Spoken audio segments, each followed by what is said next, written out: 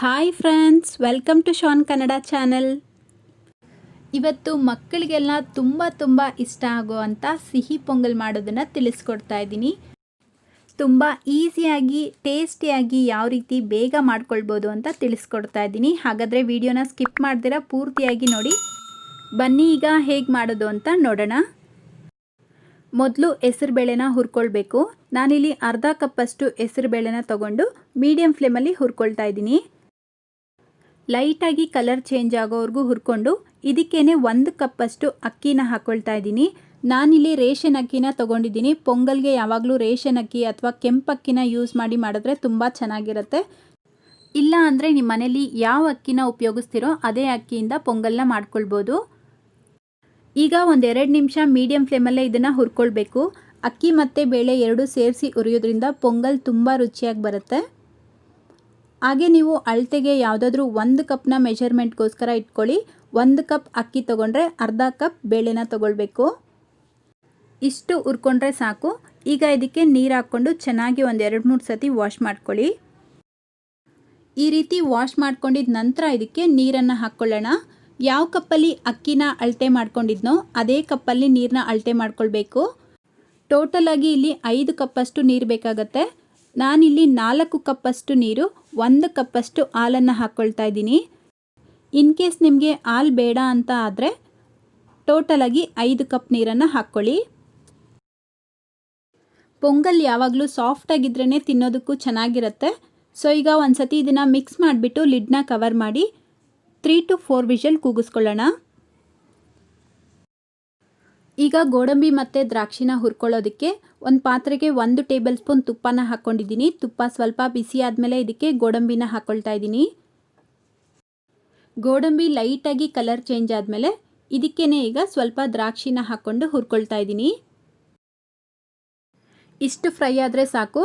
ಇದನ್ನು ಈಗ ತೆಕ್ಕೊಳ್ಳೋಣ. ಈಗ ಇದೇ ಪಾತ್ರೆಗೇ ಬೆಲ್ಲನ ಹಾಕ್ಕೊಳ್ತಾ ಇದ್ದೀನಿ. ಯಾವ ಕಪ್ಪಲ್ಲಿ ಅಕ್ಕಿನ ಅಳತೆ ಮಾಡ್ಕೊಂಡಿರ್ತೀರೋ ಅದೇ ಕಪ್ಪಲ್ಲಿ ಬೆಲ್ಲನ ಅಳತೆ ಮಾಡ್ಕೊಳ್ಬೇಕು. ನಾನಿಲ್ಲಿ 2 ಕಪ್ಪಷ್ಟು ಬೆಲ್ಲನ ಹಾಕ್ಕೊಳ್ತಾ ಇದ್ದೀನಿ. 1 ಕಪ್ ಅಕ್ಕಿಗೆ 2 ಕಪ್ಪಷ್ಟು ಬೆಲ್ಲ ಬೇಕಾಗತ್ತೆ.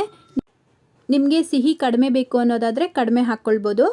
ಈಗ ಅದೇ ಕಪ್ಪಲ್ಲೇ 1 ಕಪ್ಪು ನೀರನ್ನು ಹಾಕ್ಕೊಂಡು ಐ ಫ್ಲೇಮಲ್ಲೇ ಬೆಲ್ಲನ ಕರಗಿಸ್ಕೊಳ್ಳೋಣ. ಬೆಲ್ಲ ಕರಗಿದ್ರೆ ಸಾಕು, ಪಾಕ ಎಲ್ಲ ತೆಕ್ಕೊಳ್ಳೋ ಅವಶ್ಯಕತೆ ಇರಲ್ಲ. ನೋಡಿ, ಈ ರೀತಿ ಚೆನ್ನಾಗಿ ಬೆಲ್ಲ ಕರಗಿದ ಮೇಲೆ ಗ್ಯಾಸ್ ಫ್ಲೇಮ್ನ ಆಫ್ ಮಾಡಿಕೊಂಡು ಇದನ್ನು ಸ್ವಲ್ಪ ತಣ್ಣಗಾಗೋದಕ್ಕೆ ಬಿಡೋಣ. ಈಗ ನಾವು ಆಗಲೇ ಇಟ್ಟಿರೋ ಅಂಥ ಅನ್ನ ನೋಡೋಣ. ನೋಡಿ, ಅಕ್ಕಿ ಮತ್ತು ಬೇಳೆ ಎರಡು ಚೆನ್ನಾಗಿ ಬೆಂದಿದೆ. ಈಗ 1 ಸ್ಪೂನಿಂದ ಇದನ್ನು ಚೆನ್ನಾಗಿ ಒಂದು ಸತಿ ಮಿಕ್ಸ್ ಮಾಡ್ಕೊಳ್ಳಿ. ಈಗ ಮತ್ತೆ ಗ್ಯಾಸ್ ಫ್ಲೇಮ್ನ ಆನ್ ಮಾಡಿಕೊಂಡು ನಾವಾಗಲೇ ರೆಡಿ ಮಾಡಿ ಇಟ್ಕೊಂಡಿರೋ ಅಂಥ ಬೆಲ್ಲದ ಪಾಕನ ಹಾಕ್ಕೊಳ್ಬೇಕು. ಈ ರೀತಿ ಫಿಲ್ಟರ್ ಮಾಡಿ ಹಾಕ್ಕೊಳ್ಳಿ. ಫಿಲ್ಟರ್ ಮಾಡಿ ಹಾಕೋದ್ರಿಂದ ಬೆಲ್ಲದಲ್ಲಿ ಏನಾದರೂ ಕಸ ಅನ್ನೋದು ಇದ್ದರೆ ಬಂದ್ಬಿಡುತ್ತೆ. ಈಗ ಲೋ ಫ್ಲೇಮಲ್ಲೇ ಚೆನ್ನಾಗಿ ಇದನ್ನು ಒಂದು ಸತಿ ಮಿಕ್ಸ್ ಮಾಡ್ಕೊಳ್ಬೇಕು. ಮಿಕ್ಸ್ ಮಾಡಿದ ನಂತರ ಇದಕ್ಕೆ 1/4 ಟೀ ಸ್ಪೂನಷ್ಟು ಏಲಕ್ಕಿ ಪೌಡರ್ನ ಹಾಕ್ಕೊಳ್ತಾ ಇದ್ದೀನಿ ಫ್ಲೇವರ್ಗೋಸ್ಕರ. ಹಾಗೆ ಅರ್ಧ ಕಪ್ಪಷ್ಟು ಹಸಿ ತೆಂಗಿನಕಾಯಿ ತುರಿನ ಹಾಕ್ಕೊಂಡು ಮಿಕ್ಸ್ ಮಾಡ್ಕೊಳ್ತಾ ಇದ್ದೀನಿ. ಇದು ಬೇಡ ಅಂದರೆ ನೀವು ಸ್ಕಿಪ್ ಮಾಡ್ಬೋದು, ಹಾಕಿದ್ರೆ ಚೆನ್ನಾಗಿರುತ್ತೆ. ಈಗ ಫ್ರೈ ಮಾಡಿ ಇಟ್ಕೊಂಡಿರೋ ಅಂಥ ಗೋಡಂಬಿ ಮತ್ತು ದ್ರಾಕ್ಷಿನ ಹಾಕ್ಕೊಳ್ತಾ ಇದ್ದೀನಿ. ಹಾಗೆಯೇ ಇಲ್ಲಿ ತುಪ್ಪನ ಹಾಕ್ಕೊಳ್ತಾ ಇದ್ದೀನಿ. ನಾನಿಲ್ಲಿ 3 ಟೇಬಲ್ ಸ್ಪೂನ್ ತುಪ್ಪನ ಹಾಕ್ಕೊಂಡಿದ್ದೀನಿ. ನಮ್ಮ ಮನೇಲಿ ನಮ್ಮ ಹಸ್ಬೆಂಡ್ಗೆ 1 ಸ್ಪೂನ್ ಪೊಂಗಲ್ ಈ ರೀತಿ ತೊಗೊಂಡ್ರೆ ತುಪ್ಪ ಸುರಿತಾ ಇರಬೇಕು ಅಂತ ಹೇಳ್ತಾರೆ. ಅದಕ್ಕೆ ನಾನಿಲ್ಲಿ ತುಪ್ಪ ಜಾಸ್ತಿ ಹಾಕ್ಕೊಳ್ತಾ ಇದ್ದೀನಿ. ನಿಮ್ಮ ಮನೇಲೂ ಅದೇ ರೀತಿ ಇದ್ದರೆ ನೀವು ತುಪ್ಪನ ಜಾಸ್ತಿ ಹಾಕ್ಕೊಳ್ಳಿ, ಇಲ್ಲದಿದ್ದರೆ ಕಡಿಮೆ ಹಾಕ್ಕೊಳ್ಳಿ. ಈಗ ಒಂದು ಸತಿ ಚೆನ್ನಾಗಿ ಮಿಕ್ಸ್ ಮಾಡಿಕೊಂಡು 1-2 ನಿಮಿಷ ಹಾಗೆ ಬಿಡಿ ಲೋ ಫ್ಲೇಮಲ್ಲಿ. ನೋಡಿ, ಈ ಕನ್ಸಿಸ್ಟೆನ್ಸಿ ಇರಬೇಕು. ಆಗ ತಣ್ಣಗಾದ್ರೂ ಅದು ಗಟ್ಟಿಯಾಗೋದಿಲ್ಲ. ಅಷ್ಟೇ, ಈಗ ಸ್ವೀಟ್ ಪೊಂಗಲ್ ರೆಡಿಯಾಗಿದೆ. ತುಂಬ ಈಸಿಯಾಗೂ ಮಾಡ್ಕೊಳ್ಬೋದು. ನೀವು ಯಾವುದೇ ರೆಸಿಪಿನ ಟ್ರೈ ಮಾಡ್ತಾಯಿದ್ರು ಅಷ್ಟೇ ಕರೆಕ್ಟಾದ ಅಳತೆಯಿಂದ ಮಾಡಿದ್ರೆ ಆ ರೆಸಿಪಿ ತುಂಬಾ ಚೆನ್ನಾಗಿ ಬರುತ್ತೆ. ಸೊ ಇವತ್ತಿನ ಈ ರೆಸಿಪಿ ನಿಮ್ಮೆಲ್ಲರಿಗೂ ಇಷ್ಟ ಆಗಿದೆ ಅಂತ ಅಂದ್ಕೊಂಡಿದ್ದೀನಿ. ಇಷ್ಟ ಆಗಿದ್ರೆ ಏನು ಮಾಡಬೇಕು? ಲೈಕ್ ಮಾಡಬೇಕು. ಸೊ ಮಿಸ್ ಮಾಡ್ದಿರಾ ಲೈಕ್ ಮಾಡಿ. ನಿಮ್ಮ ಫ್ರೆಂಡ್ಸ್ ಮತ್ತು ಫ್ಯಾಮಿಲಿಯವ್ರ ಜೊತೆಲಿ ಆದಷ್ಟು ಈ ವಿಡಿಯೋನ ಶೇರ್ ಮಾಡಿ. ಚಾನಲ್ಗೆ ಹೊಸಬ್ರಾಗಿದ್ದರೆ ಪ್ಲೀಸ್ ಸಬ್ಸ್ಕ್ರೈಬ್ ಮಾಡ್ಕೊಳ್ಳಿ. ಹಾಗೆ ಪಕ್ಕದಲ್ಲಿ ಕಾಣುವಂಥ ಬೆಲ್ ಐಕನ್ನ ಕ್ಲಿಕ್ ಮಾಡ್ಕೊಳ್ಳಿ. ಬೆಲ್ ಐಕಾನ್ ಕ್ಲಿಕ್ ಮಾಡೋದ್ರಿಂದ ನಾನು ಹಾಕುವಂಥ ಪ್ರತಿಯೊಂದು ವಿಡಿಯೋ ನೋಟಿಫಿಕೇಷನು ನಿಮಗೆ ಬರುತ್ತೆ. ಸೊ ಮುಂದಿನ ವಿಡಿಯೋದಲ್ಲಿ ಭೇಟಿಯಾಗೋಣ. Thank you.